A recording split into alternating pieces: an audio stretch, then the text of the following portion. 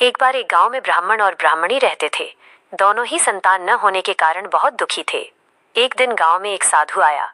उसने ब्राह्मणी को एक फल दिया और कहा, पुत्रवती भव। ब्राह्मणी ने वो फल आधा खा लिया। कुछ दिनों बाद ब्राह्मणी को एक बच्चा हुआ। वो लड़का बहुत छोटा था, बिल्कुल मिर्ची जैसा, इसलिए उसका नाम मिर्चया रख दिया गया।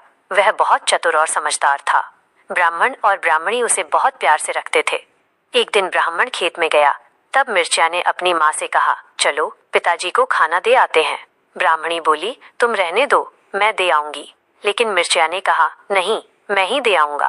ब्राह्मणी मान गई और उसे खाना देकर भेज दिया। मिर्चा खेत में गया, पिताजी को खाना दिया और वापस लौटने लगा। रास्ते में एक बैल ने गोबर कर दिया और मिर्चा उसमें दब गया। पिताजी तो घर आ गए, लेकिन मिर्चा नहीं आया। तब पिताजी उसे ढूंढने निकल पड़े। इधर मिर्चा जोर जोर से चिल्ला रहा था। तभी वहां से कुछ चोर गुजर रहे थे। उन्होंने उसकी आवाज सुनी। मिर्चा बोला, भैया मुझे यहाँ से निकालो। चोरों ने उसे बाहर निकाल लिया।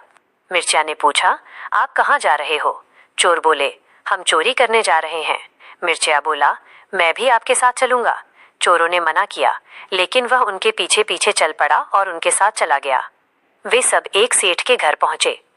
जैसे ही चोरी करने लगे, मिर्चा ने जोर से नारियल सेठ की टाल पर फोड़ दिया। आवाज सुनकर सब घबरा गए और चोर वहां से भाग गए। उन्होंने मिर्चा को डांटा। मिर्चा बोला, अब ऐसा नहीं करूंगा। फिर वे दूसरी जगह गए। वहां जब चोर चोरी करने लगे तो मिर्चा ने ढोल बजाना शुरू कर दिया। फिर से सब लोग जाग गए और चोर वहां से भी भाग गए। उन्होंने फिर मिर्चा को डांटा और कहा, अब हम तुम्हें साथ नहीं ले जाएंगे।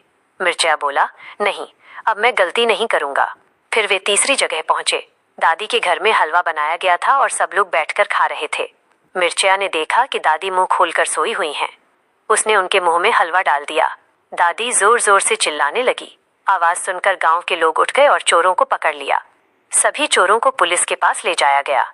वहां मिर्चा ने सारी घटना पुलिस को सुनाई। पुलिस ने उसकी बहुत तारीफ की और उसे एक अच्छा नाम दिया। इसके बाद